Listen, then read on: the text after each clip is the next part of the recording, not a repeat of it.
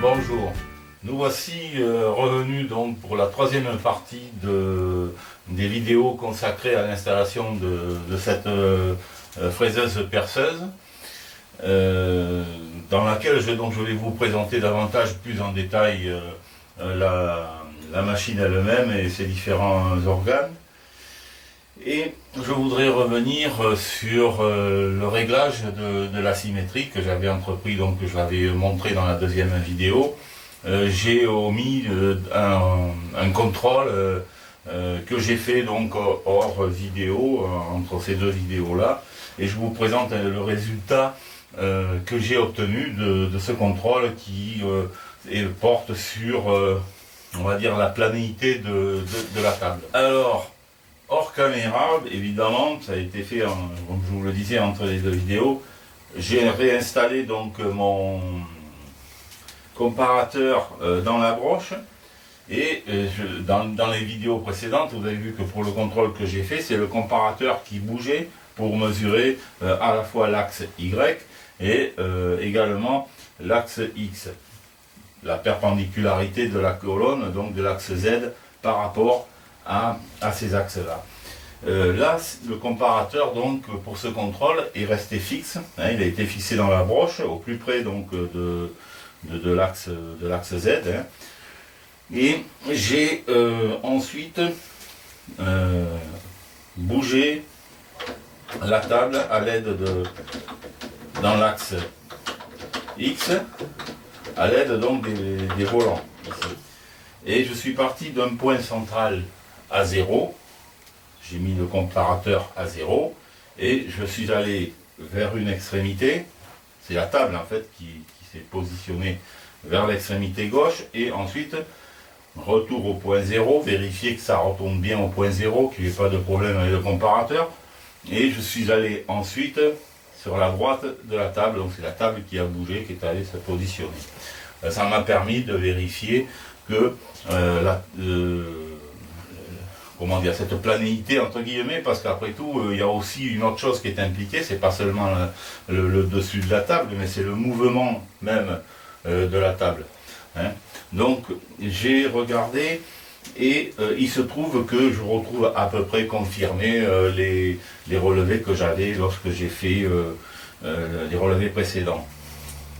J'ai par rapport au centre de la table, sur un diamètre de 35 cm, je ne note pratiquement pas de mauvaise planéité. Je suis ça oscille à peine 1 centième, pas tout à fait.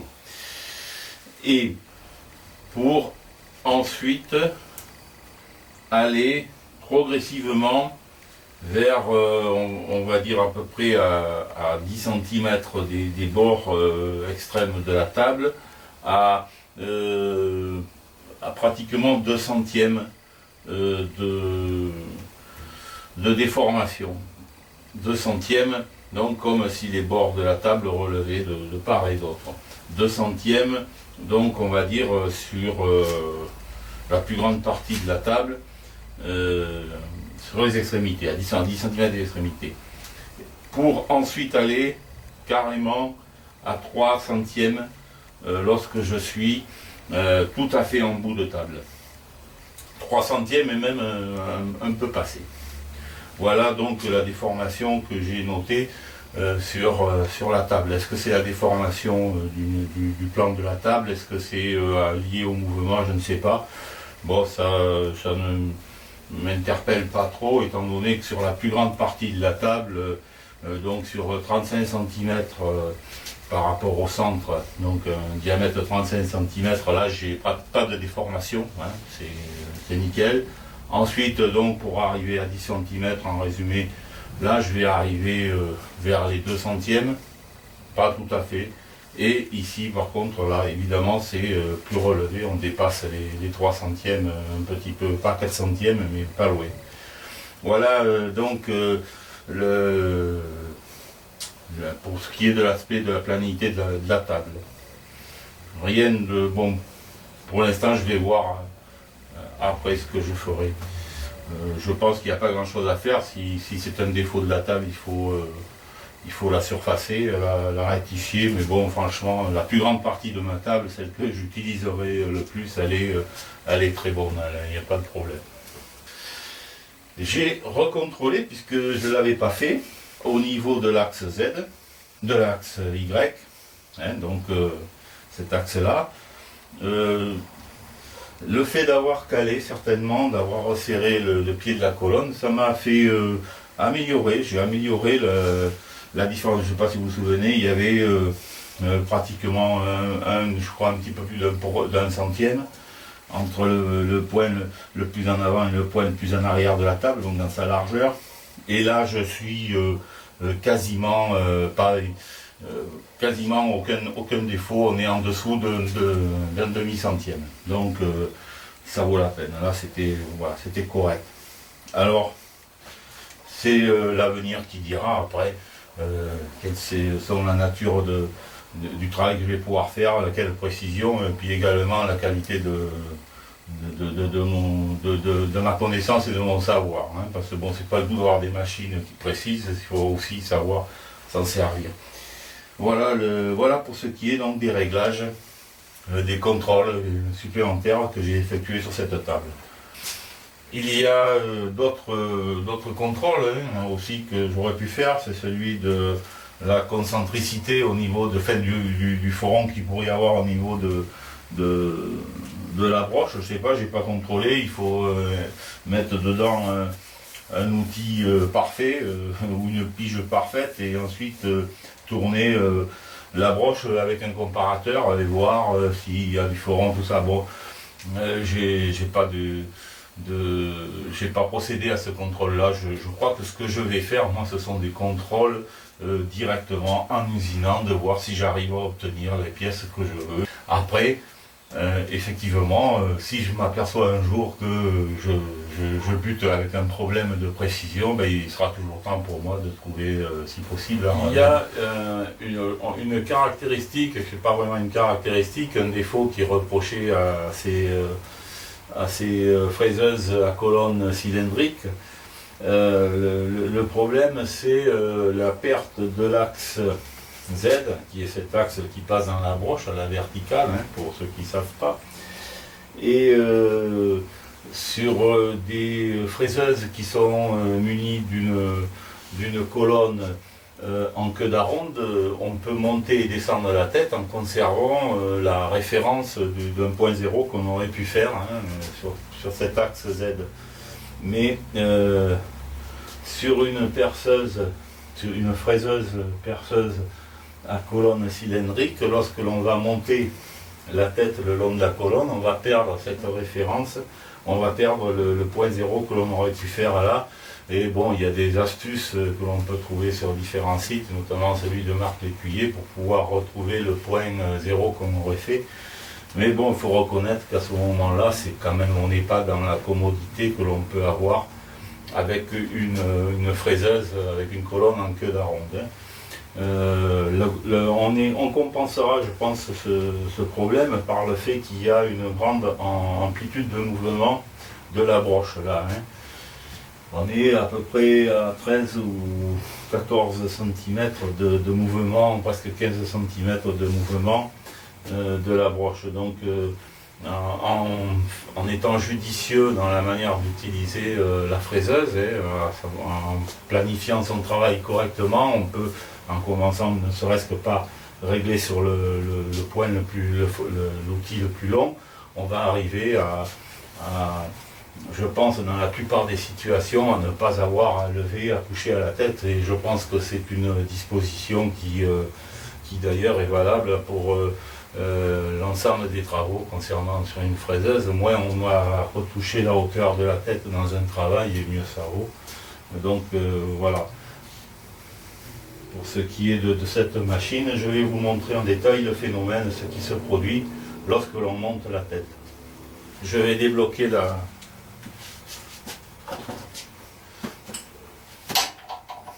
la tête. Elle est serrée sur la colonne cylindrique. Donc là, il y a deux.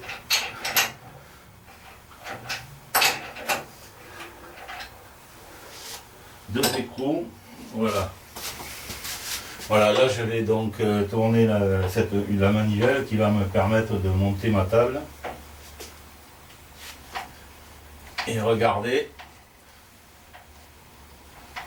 on voit bien que la tête, et ça c'est impossible de faire autrement, hein.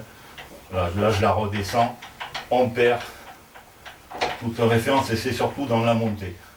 Là je vous montre donc les 2 boulons ici qui permettent de serrer ensuite la tête sur la colonne. En fait c'est 2 écrous, hein. C'est un assemblage par boulon, c'est 2 écrous, donc une vis, écrou et rondelle. Voilà.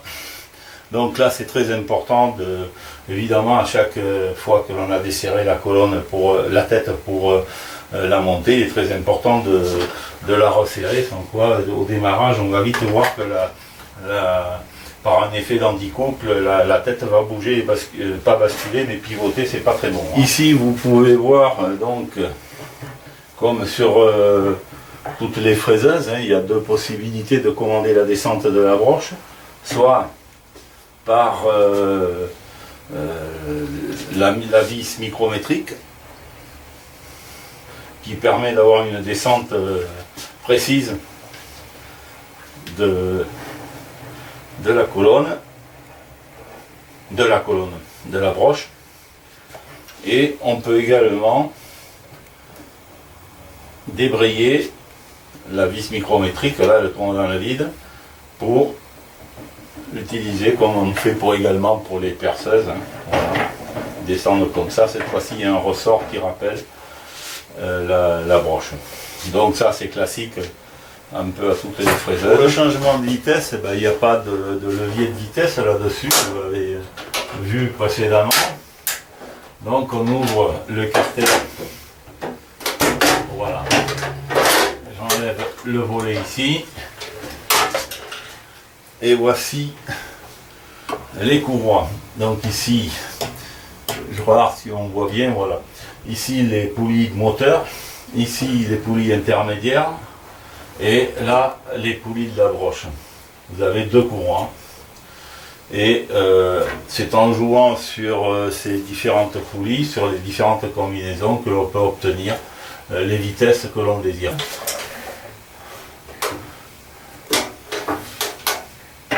Pareil, fermé. Sur l'avant, on a un vernier avec un index, bon, comme on retrouve dans les perceuses à colonne, hein. Voilà, ça on l'a, hein, qui permet de suivre bon, la descente, hein, au millimètre, quoi. Après, ça ne dispensera pas d'utiliser d'autres systèmes de visualisation qu'on peut adapter sur cette machine par des petits bricolages, hein. Au niveau commande électrique, alors le tableau de bord, le tableau de commande électrique réduit à sa plus simple expression, hein. On a un bouton marche, arrêt, fin de disjoncteur, hein, coup de poing pour pouvoir couper le moteur en cas d'urgence. Ici pour mettre le moteur en rotation. Et ici vous avez le dispositif de blocage de la broche, hein, indispensable, hein, une fois qu'on a fait son réglage, sauf quand on perce évidemment. Et ici un autre, c'est un inverseur que l'on a qui permet d'inverser le sens de rotation de la broche. Voilà, on peut aller dans le sens horaire ou anti-horaire. Lorsque la protection est mise, comme c'est le cas ici, le moteur démarre. Si on ouvre ici, ça coupe le contact et le moteur ne démarrera pas. C'est une sécurité. Je pense qu'assez souvent je serai amené à retirer cette protection. Il faut reconnaître que c'est pas très commode, mais bon, ça normalement on ne doit pas retirer les protections. Chacun prend ses responsabilités. Ici, la manivelle qui permettra donc de monter, de descendre la tête. Bon, la tête étant bloquée sur la colonne là, on ne peut pas l'actionner évidemment. Voilà pour toutes les commandes que vous avez avec dans la partie de la tête, hein. Ici, vous avez, chose qui est commode, comme on trouve sur la plupart des fraiseuses, les butées qui vont me permettre de régler la position maxi de la table. Voilà, avec une clé, on règle, ça va venir jusqu'à la butée ici. On règle la position, pareil pour de l'autre côté, ça vous connaissez. Ici vous avez le blocage de la table dans l'axe X, et sur le dessous vous avez deux dispositifs également pour blocage de la table dans l'axe Y. Ensuite, les mouvements de la table, vous avez une poulie de chaque côté. Voilà. Ça veut dire qu'en en supprimant une, on peut adapter un moteur d'avance. C'est tout à fait faisable en se le bricolant, évidemment. Je ne sais pas si ça existe. Peut-être il me semble avoir vu que ça peut s'acheter un accessoire pour cette machine. Ça, c'est à vérifier. Alors, les mouvements de la table, depuis que je l'ai nettoyé, huilé, se font impeccables, il n'y a pas de problème. Je vais vous faire tourner la machine pour entendre un petit peu le bruit, si tant est qu'avec une vidéo on a un point de vue objectif. Je vais donc allumer le moteur. Elle est réglée sur 810 tours par minute. Et vous allez entendre que ça fait pas un bruit d'enfer. Voilà. Là la broche tourne, donc j'ai pas fait d'essai, je vous l'ai déjà dit, je n'ai pas fait d'essai. Je fais tourner le moteur comme ça pendant plusieurs minutes, c'est une question de rodage. Voilà le bruit que fait. Après il faudra rajouter le bruit de l'usinage. Je vous dis donc à bientôt pour une nouvelle vidéo. Ça va être même assez rapidement d'ailleurs, pour faire tourner cette machine, voir un petit peu ce qu'elle vaut en usinage. Pour la prochaine vidéo, je vous montrerai le premier usinage que je ferai avec cette machine. Ce sera des écrous hantés pour venir dans les rainures ici et fixer tout ce qu'on peut fixer sur une table de fraiseuse. Donc je vais faire de ces écrous hantés, je vais en faire 2 ou 3, ça me permettra de vérifier un petit peu le fonctionnement de la machine. Je tiens à remercier une fois de plus tous les abonnés qui se sont abonnés récemment et ceux abonnés depuis toujours, depuis les débuts. Nous dépassons les 930 je crois abonnés au moment où je tourne cette vidéo. Ça fait plaisir, voilà. Je vous dis à bientôt et bon usinage pour ceux qui sont avec des projets d'usinage.